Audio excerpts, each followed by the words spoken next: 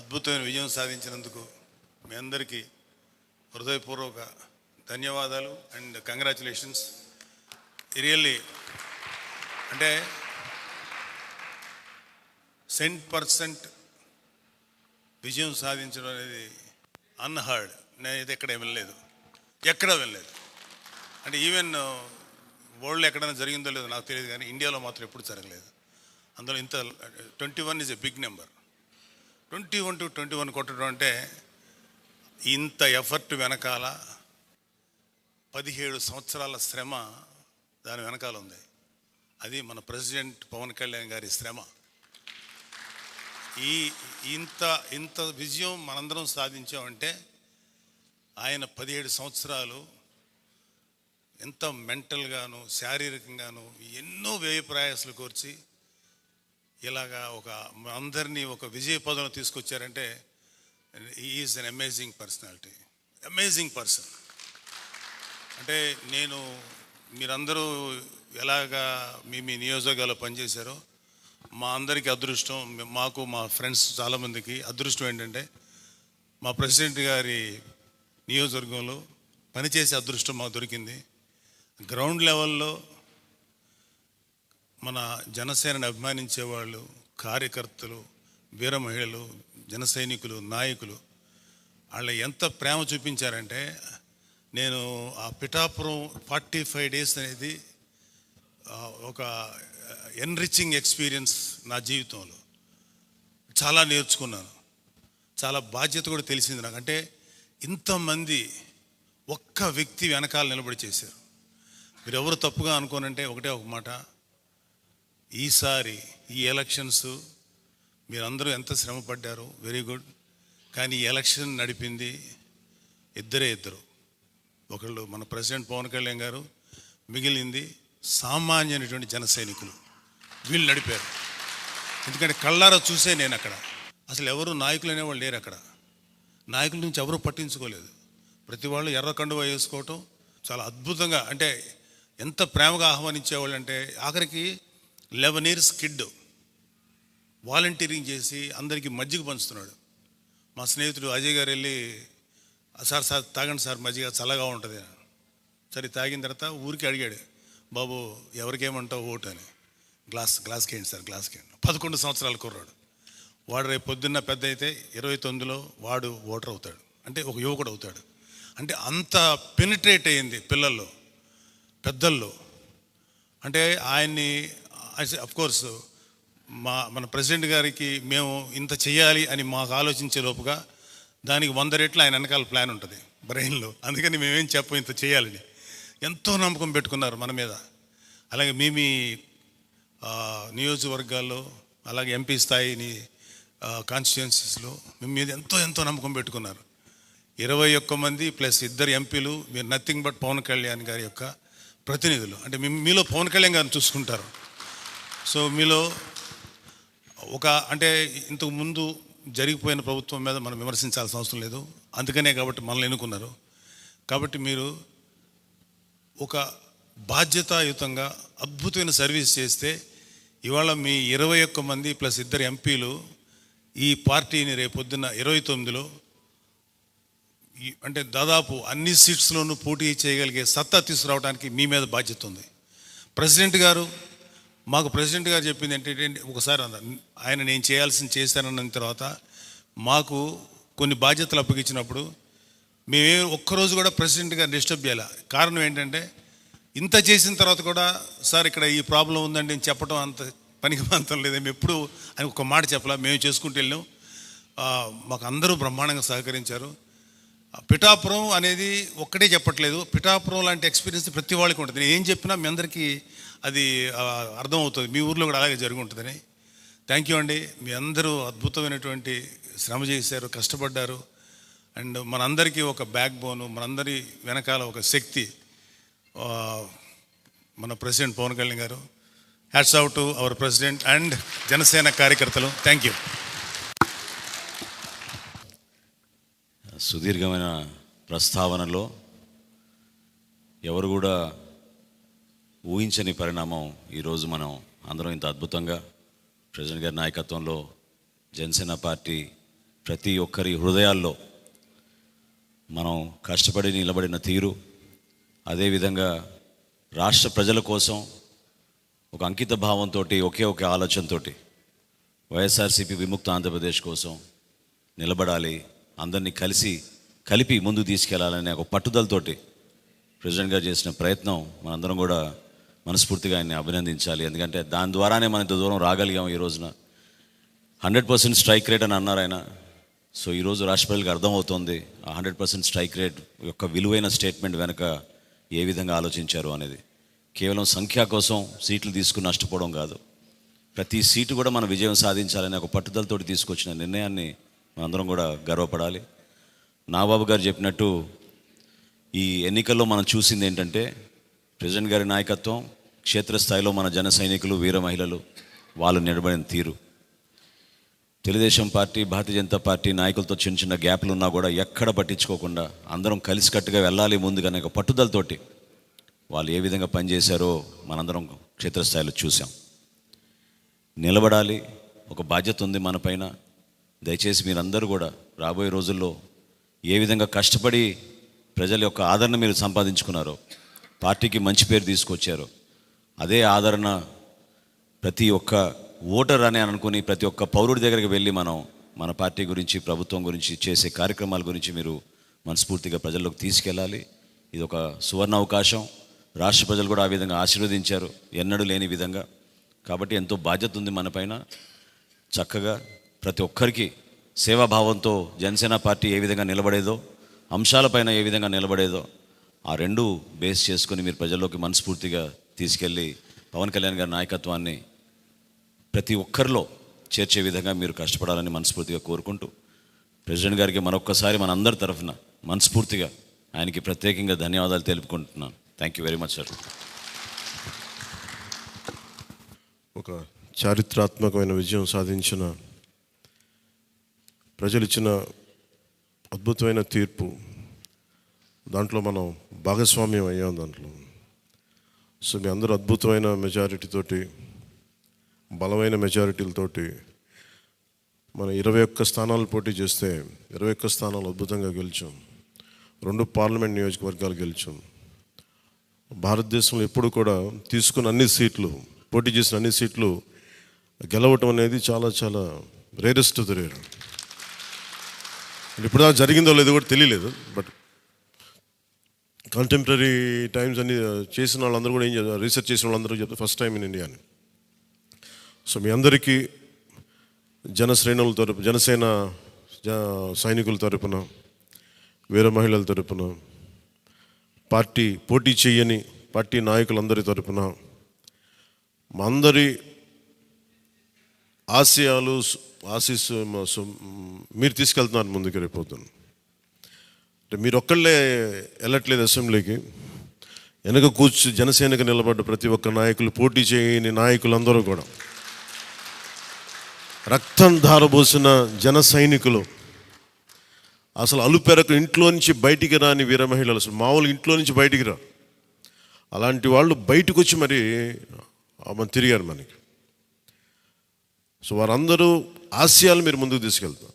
మన పార్టీ నాయకులు, జన సైనికులు, వీర మహిళలు మన మద్దతుదారులు కాకుండా 5 కోట్ల మంది ప్రజల ఆకాంక్షల్ని మీరు అసెంబ్లీలోకి తీసుకెళ్తాను. మరి దాంట్లో నేను కూడా భాగస్వామ్యం అయినందుకు మనస్ఫూర్తిగా నేను ధన్యవాదాలు తెలియజేస్తాను. ఒక చిన్నపాటి ఒక మార్పు జరగాలి, ఒకటి సాధించాలంటే ఎంతమంది పని చేస్తే తప్ప ఒక చిన్నపాటి మార్పు రాదు. అలాంటిది ఒక కీలక 5 కోట్ల మంది ప్రజలకు సంబంధించిన భవిష్యత్తు. ఈరోజు జనసేన విజయం, టీడీపీ విజయం, భారతీయ జనతా పార్టీ విజయం ఏ స్థాయికి వెళ్ళిపోయింది అంటే, కేంద్ర ప్రభుత్వం అధికారంలో కూడా చాలా కీలకమైన ఒక, అంటే ఈరోజు మన అందరం కష్టపడింది, ప్రజలందరూ మనకి నమ్మకం ఉంచి మన నమ్మకం పెట్టి మనం నిలబడి ఉంచింది, ఇది మర్చిపోలేదు. ఇప్పుడు దాకా పొలిటికల్ ప్రాసెస్లో గత 10 దశాబ్ద కాలంలో మన ముఖ్యంగా లాస్ట్ అర దశాబ్దం కాలంలో ఏ స్థాయిలో ఉంది చూసాం. మనం ఒక కొత్త ప్రెసిడెంట్ ఇవ్వాలి పాలిటిక్స్కి. వ్యక్తిగత దోషం లేని, వ్యక్తిగత క్యారెక్టర్ని అసాసినేట్ చేయని పాలిటిక్స్. ఈ మార్పు ఏదో రావాలి. ఎందుకంటే టీవీల్లో సినిమాలకి సెన్సార్ ఉంటుంది, టీవీలకి సెన్సార్ ఉండదు. సినిమాలు ఎవరన్నా కూర్చోబెట్టి ఏదైనా మాట్లాడితే, మన ఈవెన్ అసెంబ్లీలో మాట్లాడితే రికార్డుల నుంచి తొలగిస్తారు. నాయకులు బయటకు వచ్చి మాట్లాడితే రికార్డుల నుంచి తొలగించలేదు. చిన్నపిల్లలు ఉంటారు, కుటుంబాలు ఉంటాయి అని చోట మర్చిపోతాం మనం. సో అందుకని మనమే స్వీయ బాధ్యత తీసుకోవాలి, పర్సనల్ బాధ్యత మనమే తీసుకొని చేయాలి. అసలు అద్భుతమైనది ఏంటంటే, ఓడలు బండ్లు అవుతాయి, బండ్లు ఓడలు అవుతాయి అనడానికి నేను చాలా కాలం ఇదే వేదిక మీద చాలాసార్లు చెప్పాను. అంటే ఇది మనం నిన్న సభలో కూడా మాట్లాడమని చెప్తా ఉంటే, ఇది మనం ఇళ్ళకి కానీ పండగ కాదు, పండగ చేసుకునే సంబరాలు చేసుకునే సమయం కాదు, చాలా బాధ్యతగా ఉండే సమయం అది. ప్రజలు చాలా చాలా ఎక్కడెక్కడి నుంచో, మారుమూల నుంచి, ఎక్కడ యుఎస్ఏ నుంచి వచ్చి కూడా ప్రాణాలు కోల్పోయి, అసలు రాత్రనక పగలనక తిండి తినక ఒక్కొక్కరు పనిచేసిన విధానం ఇవన్నీ కదిలించేసినాయి. సహజంగా విజయం రాగానే అందరికీ ఏముంటుందంటే ఒక అతిశయం వచ్చేస్తుంది. అలాంటి అతిశయం మన ఎవరికి నాకు లేదు, దయచేసి మీరు ఎవరు పెట్టుకోకుండా, నా రిక్వెస్ట్ ఇది ఒకనమాట. ఎందుకంటే మనందరికీ ఇది వచ్చేస్తుంది, అది నేను కాదనట్లేదు. కానీ దాన్ని అధిగమించి ఎదిగే కొద్దీ ఒదిగి ఉండాలి అనేది మనం నిలబడి చూపిద్దాం, పాటించి చూపిద్దాం. ఎందుకంటే నిజంగా జనం అలసిపోయారు. ఒక కొత్త తరహా రాజకీయం చూద్దాం, పాత విలువలతో కూడిన రాజకీయం చూద్దాం. అది మనం చేసి చూపించాలి, ఆ దారి వెంట నడిచి చూపించాలి. జనసేన ఆ రోజు నేను మాట్లాడితే, అంటే ఇది భగవంతుడు కరుణించాలి, ఇదేదో నేను పెట్టిన వ్యూహమో గొప్పతనమో నేను చెప్పట్లేదు. కానీ భగవంతుడి కరుణ, తల్లి కరుణ, ప్రజల ఆశీస్సులు, మద్దతు 2019లో ఒక్క సీటు కూడా ఉన్నది అటు ఇటు కాని పరిస్థితులు ఈ రోజున జనసేన ప్రధాన ప్రతిపక్షంగా అసెంబ్లీలోకి అడుగు పెట్టబోతుంది. మీ అందరికీ దానికి సంబంధించి ప్రత్యేకించి శుభాకాంక్షలు. అధికారంలో భాగస్వామ్యం తీసుకుంటాం ఖచ్చితంగా. అది రెండింటి మధ్య ఎలాగ అనేది ఆ టెక్నికల్ ఆస్పెక్ట్స్ ఎలాగో చూడాలి. అది మీ అందరికీ నేను తెలియజేసుకుంటాను. అలాగే కేంద్రంలో కూడా మన ఆంధ్రప్రదేశ్కి కావాల్సింది చాలా కీలకమైన మనం పరిణామాలు చోటు చేసుకున్నాయి. కాబట్టి ఆంధ్రప్రదేశ్ ప్రతి ఎంపీ చాలా బాధ్యత ఉంది. మన జనసేన నుంచి గెలిచిన బాలశౌరి గారికి కానీ, తంగెళ్ళ ఉదయ్ శ్రీనివాస్ గారికి కానీ చాలా బాధ్యత ఉంది. ఇది మీ ప్రతి కదలిక, మీ ప్రతి మాట ప్రజలు చాలా సునిశ్చితంగా పరిశీలిస్తారు. ఢిల్లీలో మీరు చేసే ప్రతి కదలిక, ఢిల్లీలో మీరు మాట్లాడే ప్రతి మాట ఆంధ్రప్రదేశ్ నిర్మాణానికి ఉపయోగపడాలని కోరుకుంటున్నాను. అది దయచేసి ఎంపీలుగా అది దయచేసి మీ ఇద్దరు, అది ఎందుకంటే బాలశౌరి గారు అది మీ అందరి బాధ్యత. మీరిద్దరు గెలవలేదు, 5 కోట్ల మంది ప్రజలు మమ్మల్ని గెలిపించారు. అందుకని మన ఎమ్మెల్యే నేను కూడా అద్భుతమైన మెజారిటీ తోటి గెలిచినందుకు ముఖ్యంగా మనకి ఈ ఒక తీర్మానాన్ని ముందు ఒకటి ప్రవేశపెడుతున్నాం. మరి మీ అందరి ఇది చెప్పండి. పాపం వెన్నంటే ఉండి పిఠాపురంలో జనసేన గెలుపు కోసం, నా గెలుపు కోసం కృషి చేసిన వర్మ గారికి ప్రత్యేక కృతజ్ఞతలు. వారికి అందరూ వర్మ గారికి చాలా చాలా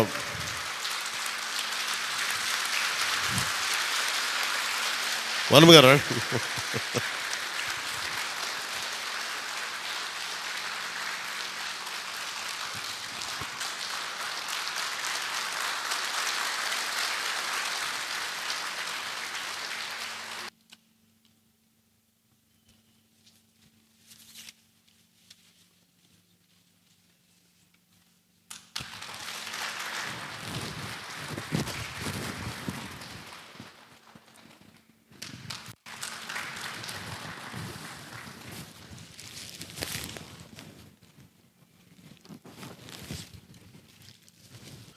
మన కోసం పనిచేసిన తెలుగుదేశం వర్మ గారిని ఇది గుర్తించడం అంటే, మన కోసం పనిచేసిన తెలుగుదేశం నాయకులందరికీ, భారతీయ జనతా పార్టీ నాయకులందరికీ కూడా నా పార్టీ తరపు నుంచి ప్రత్యేక కృతజ్ఞతలు.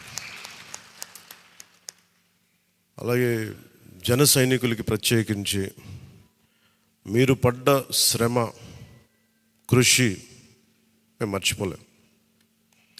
మమ్మల్ని గుండెల్లో పెట్టి చూసుకుంటాం. మీ భవిష్యత్తు కానీ మీ బాధ్యత మీకు ఎలా ఉండాలనేది మేము గుండెలో పెట్టి చూసుకుంటాం. అలాగే మా ఆడపడుచులకి, వీర మహిళలకి, యువతులకి జనసేన కోసం మీరు పడ్డ శ్రమ మేము మర్చిపోలేం. మీ అందరికీ కూడా నా ప్రత్యేక ధన్యవాదాలు, కృతజ్ఞతలు. మీ శ్రమని, మీరు చేసిన ఈ కృషిని మేము మర్చిపోం.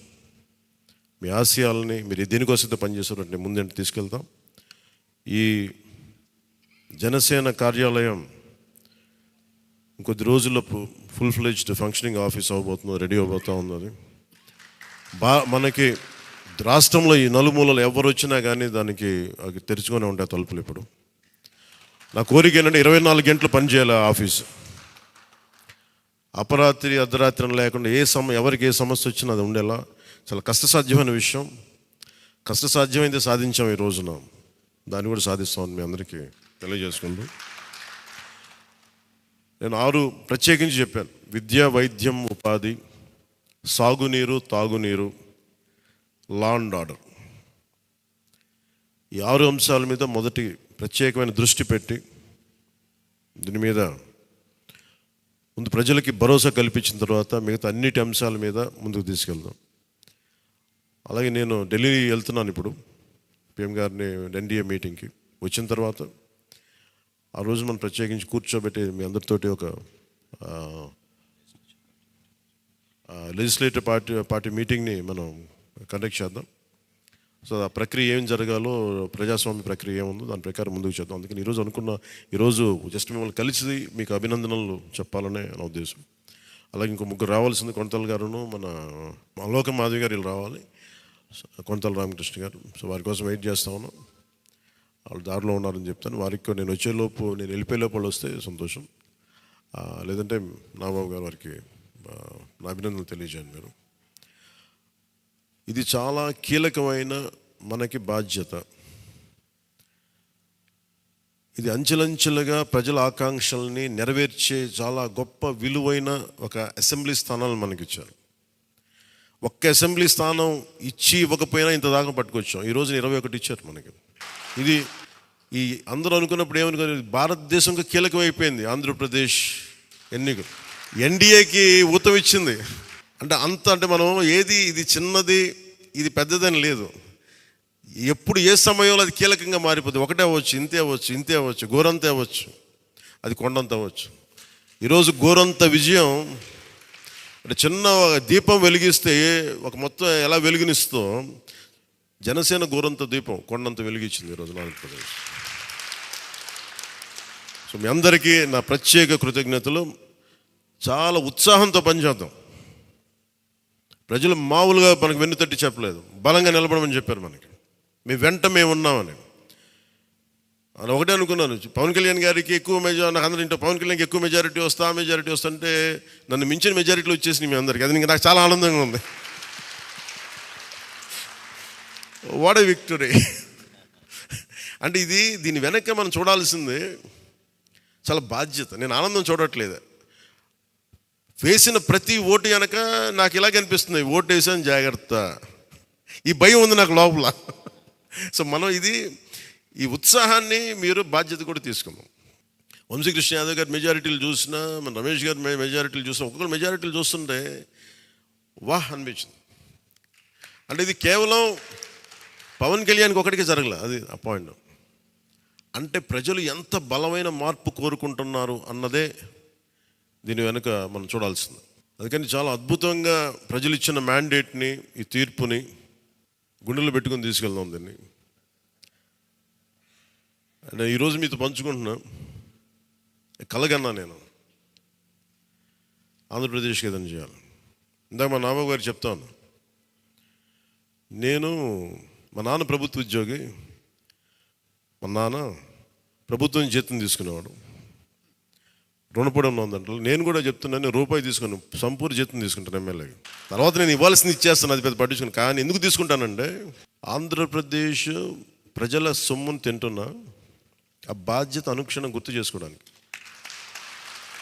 ప్రతి రూపాయికి రేపు పొద్దున నన్ను ప్రజలు చొక్కా పట్టుకుని నిలదీయాలి. అందుకని తీసుకుంటున్నాను. నీకు డబ్బులు ఇచ్చావురా మా ట్యాక్స్ పెయిడ్ మనీ తోటి, నువ్వు ఎందుకు పని చేయట్లేదు అని ప్రజలకు హక్కు ఉండాలటడానికి కోసం నేను డబ్బు తీసుకుంటాను. ఎమ్మెల్యేగా జీతం తీసుకుంటాను. చాలా కాలం అనుకున్నాను, ఎప్పుడైనా భవిష్యత్తులో ఎప్పుడు ఎమ్మెల్యే అయితే తీసుకుంటానా లేదా అని అనుకున్నాను. నాకు రూపాయి జీతం తీసుకుంటానని అలా కాకుండా నేను సంపూర్ణ జీతం తీసుకున్నాను. కానీ ఇవ్వడం కూడా దానికి కొన్ని వెయ్యింతలు ఇచ్చేస్తాను బయటికి, అది వేరే విషయం, అది కూడా చెప్తాను. కాకపోతే ఎందుకు జీతం అంటే మనం ఎందుకు తీసుకుంటాం అని నేను ఎందుకు చేస్తున్నాను అంటే, ఈ డబ్బు ప్రజల కష్టం నుంచి, రక్తం, చెమట, స్వేదం నుంచి వచ్చింది. అది ఆ డబ్బు ముట్టుకున్నప్పుడు నాకు బాధ్యత గుర్తు రావాలి. అందుకని నేను అది కూడా నిర్ణయం తీసుకున్నాను. సో మీ అందరికీ కూడా నా ప్రత్యేక ధన్యవాదాలు. మనందరం కూడా జవాబుదారీతనం ప్రభుత్వం ఎలా ఉంటుందో చూపిద్దాం. నిజమైన లా మేకర్, చట్టాలను చేసేవాడు. వీఆర్ ఆల్ లా మేకర్స్. చట్టాలను చేసేవాళ్ళం, చట్టాలను పరిరక్షించాల్సిన బాధ్యత ఉన్నవాళ్ళం. How a true law maker would be will show them. బలమైన వ్యవస్థను నడిపే వాళ్ళు ఎలా ఉంటారు. భవిష్యత్తులో పొలిటికల్ లీడర్ అవ్వాలంటే చాలా ఇన్స్పిరేషన్ ఇవ్వాలి. మీ అందరినీ ఆ ఇన్స్పిరేషన్ కోరుకున్నాను మీరు ప్రతి ఒక్కరి దగ్గర నుంచి. బాలశౌరి గారు వెళ్తారు రేపు పొద్దున పార్లమెంట్కి. ఆంధ్రప్రదేశ్కి కావాల్సిన డిబేట్స్లో మాట్లాడాలి ఆయన. తంగెళ్ళ ఉదయ్ శ్రీనివాస్ మొట్టమొదటిసారి గెలిచాడు. మీ బాధ్యత మాట్లాడాలి పార్లమెంట్లో, మర్చిపోకండి. పరిచయాలకి వీటికి కాదు, మీరు పార్లమెంట్కి వెళ్తుంది, పని చేయడానికి వెళ్తున్నాం. అది మట్టుకు మీరు ప్రతి ఒక్కరు ఆపాద మస్తకం కింద నుంచి పై దాకా మీరు మర్చిపోకండి బాధ్యత. సో అందుకే మీ అందరికీ నా ప్రత్యేక ధన్యవాదాలు తెలియజేసుకుంటే, మా నాయకులందరికీ ఇప్పుడు నాకు ఢిల్లీ వెళ్ళాల్సిన సమయం వచ్చింది, ఎన్డీఏ మీటింగ్ ఉంది. సో మీ అందరి ఆశీస్సులు తీసుకెళ్తాను, మీ అందరి నమస్కారాలు తెలియజేస్తాను. సో నేను రాగానే మళ్ళీ వచ్చి కలుద్దాం. అవినీతి కోటలు బద్దలు కొట్టాం, సరైన బలమైన పునాదులతో ఉన్న ఆంధ్రప్రదేశ్ అని ఒక సుస్థిరమైన కోట నిర్మించుకుందాం అని తెలియజేసుకుంటూ మీకు ధన్యవాదాలు తెలియజేసుకున్నాను. జై జనసేన, జై హింద్.